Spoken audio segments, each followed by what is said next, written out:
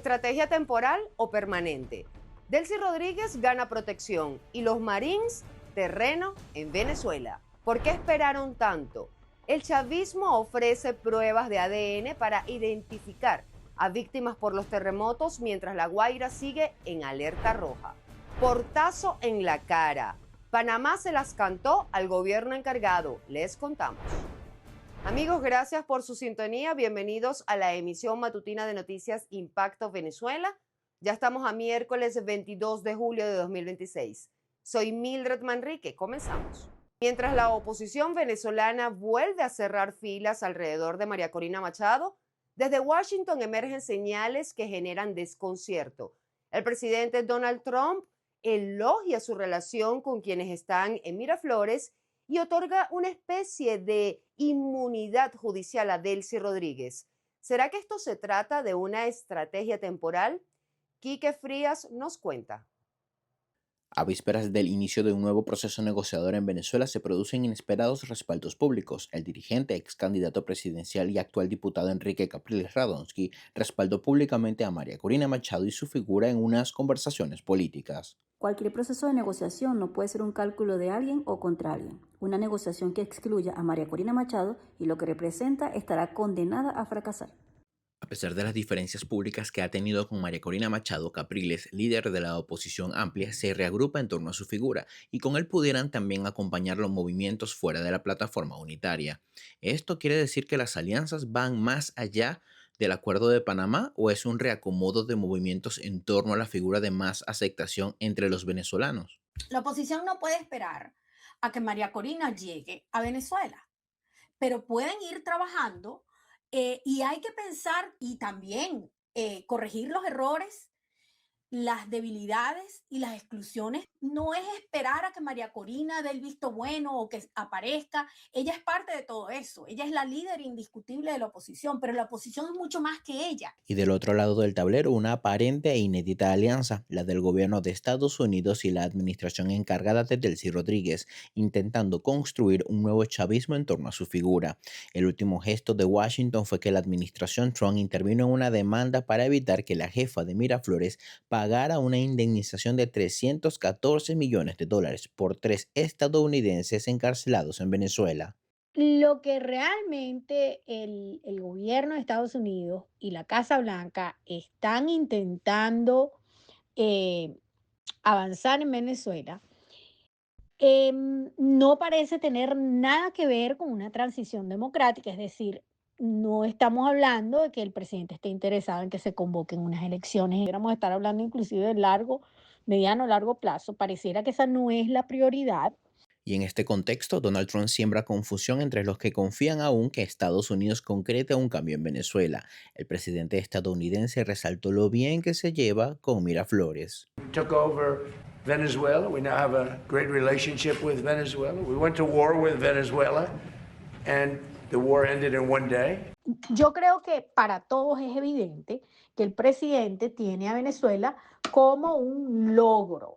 En este momento que el presidente tiene tanta presión por el tema inflacionario, por el tema de Irán, el tema de los aranceles, es decir, el presidente tiene presión electoral inminente, las elecciones son en noviembre, entonces él necesita mostrar logros. Y al mismo tiempo el secretario general de Acción Democrática, Henry Ramos Chayut, con su estilo de no callarse nada, dijo que para él es bastante evidente que la administración Trump no gusta de María Corina Machado y ese análisis abre un escenario que otros ven claro.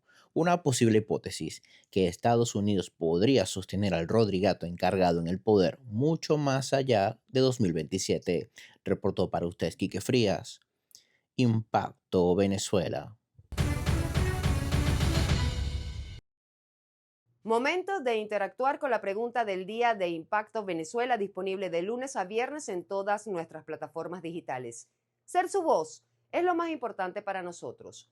María Corina Machado no está sola, pero en simultáneo, la administración de Donald Trump protege a Delcy Rodríguez, lo cual da mucho de qué hablar. Pero, ¿crees que estamos en una fase de dispersión del poder en Venezuela? Escribe tu respuesta en cualquiera de nuestras plataformas digitales. Te leemos en la emisión estelar. La operación estadounidense en nuestro país ya no parece ser una misión política o de emergencia. 7 meses después de la caída de Nicolás Maduro y semanas después de los terremotos, los Marines siguen ganando terreno y realizando ejercicios militares de seguridad. Continuamos con Juliana Palmar. El presidente de Estados Unidos, Donald Trump, definió el nuevo momento de la relación bilateral con Venezuela como extraordinaria. Sus declaraciones coinciden con la permanencia de tropas estadounidenses en territorio venezolano. Este martes, marines del USS San Antonio realizaron en el puerto de La Guaira un simulacro de interdicción marítima, que incluyó descensos en rapel, reconocimiento, custodia de detenidos y el despliegue de un helicóptero UH-Y Venom. By the way, we were the first ones there to help. We were there to help Venezuela. It was an earthquake, I guess you'd call it. It was a pretty massive earthquake. And we were able to do a lot of good, but they lost a lot of people. Venezuela, the people are so happy that we're there. The jobs, everything's happening, and we're taking out many times the money that we spent on the war. La presencia militar estadounidense en Venezuela no comenzó con los terremotos. Meses antes del 3 de enero, Washington había desplegado en el Caribe portaaviones, buques anfibios, destructores, aviones cisternas, aeronaves de vigilancia, operación que culminó con la captura de Nicolás Maduro. Después de esa fecha, lejos de retirarse, el despliegue continuó y se amplió, con la llegada de más buques, aeronaves, equipos logísticos y personal militar, reforzados posteriormente bajo el marco de las operaciones de asistencia humanitaria tras los terremotos. Ciertamente, una base militar supone una instalación permanente que está destinada a la proyección estratégica de un Estado extranjero, que en este caso viene siendo los Estados Unidos. El tutelaje puede requerir una presencia militar continua sin que ello implique la creación de bases permanentes. La diferencia radica en que una base militar proyecta poder y el tutelaje está sostenido para garantizar la llegada de la transición y lograr la llegada de la soberanía y la democracia en Venezuela. En la historia contemporánea, las bases militares no siempre comienzan con grandes instalaciones o acuerdos formales. En muchos casos, surgen a partir de despliegues continuos, operaciones conjuntas e infraestructura logística que se consolida con el paso del tiempo. El escenario venezolano muestra cada vez más elementos de esa dinámica, en un contexto en el que la presencia estadounidense ha dejado de ser excepcional para convertirse en un componente constante del nuevo orden de seguridad. Para Impacto Venezuela, Juliana Palmar. Después de tanta presión, el gobierno encargado anuncia que ofrece pruebas de ADN para identificar los cuerpos de las víctimas por los terremotos. Sin embargo, hay muchísimas familias que aún siguen padeciendo por encontrar los restos de sus seres queridos que continúan bajo los escombros. ¿Por qué no hicieron esto antes?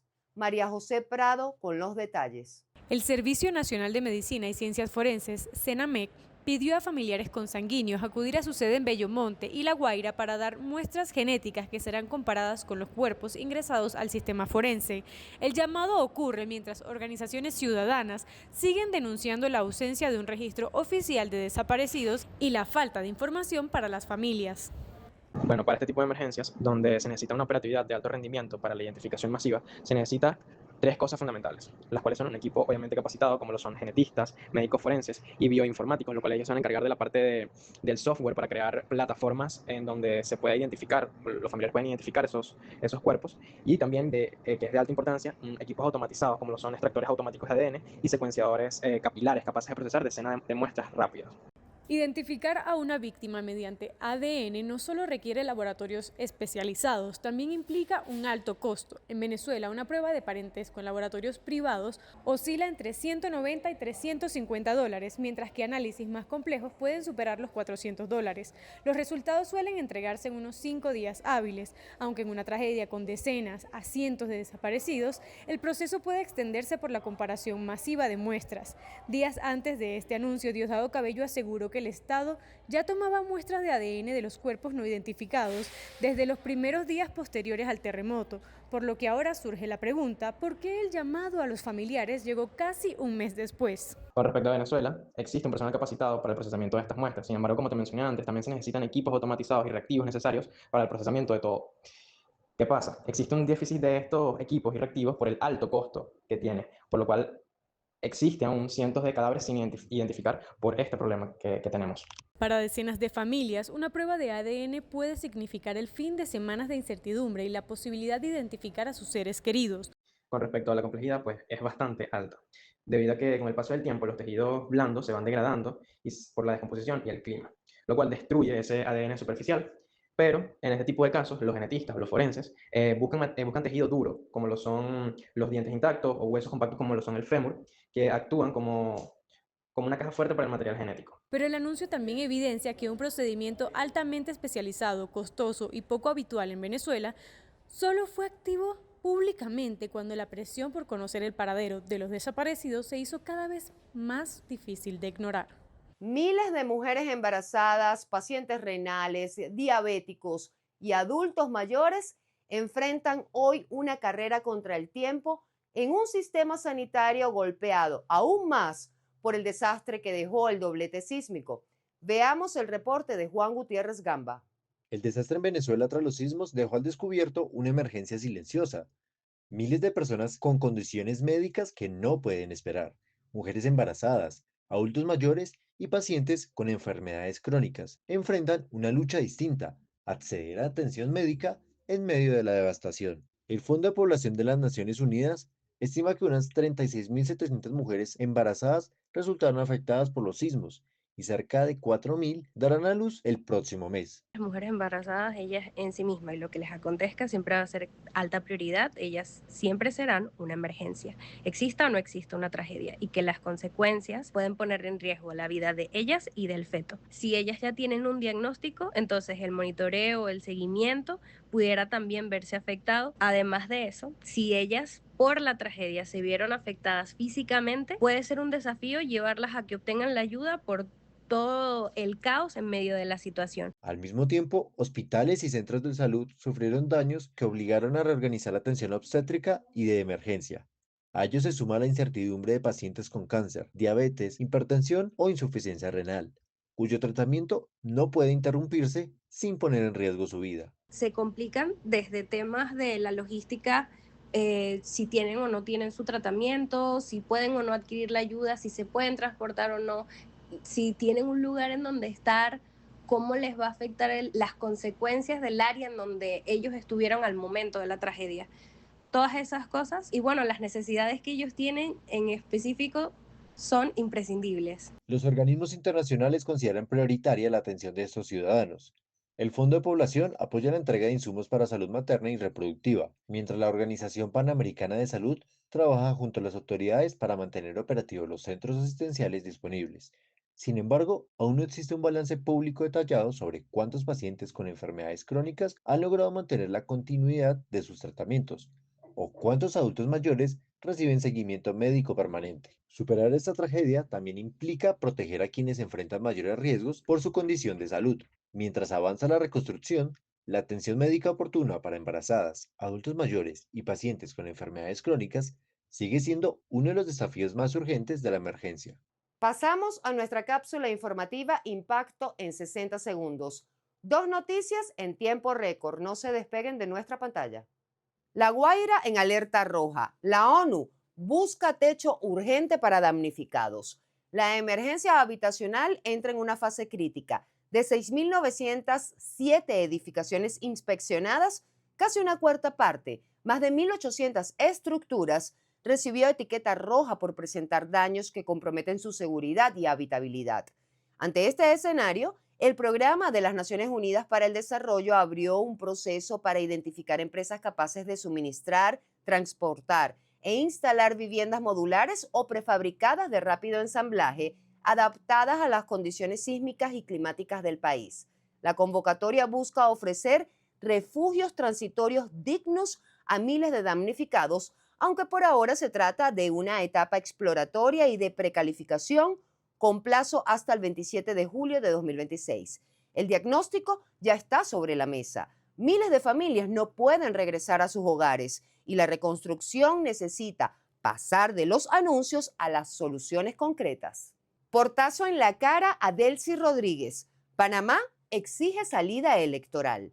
Panamá cerró la puerta a un restablecimiento de los vínculos diplomáticos con el gobierno encabezado por Delcy Rodríguez y ratificó que continuará reconociendo a Edmundo González Urrutia como presidente electo de Venezuela hasta que se celebren nuevas elecciones con garantías democráticas. El canciller panameño Javier Martínez Hacha afirmó que reanudar los vínculos con Caracas no está en la agenda y recordó que las actas del 28 de julio de 2024, que Panamá considera prueba del triunfo de González, permanecen resguardadas en el Banco Nacional. El mensaje representa un nuevo revés internacional para la administración venezolana y aumenta la presión para avanzar hacia una salida electoral reconocida por la comunidad internacional.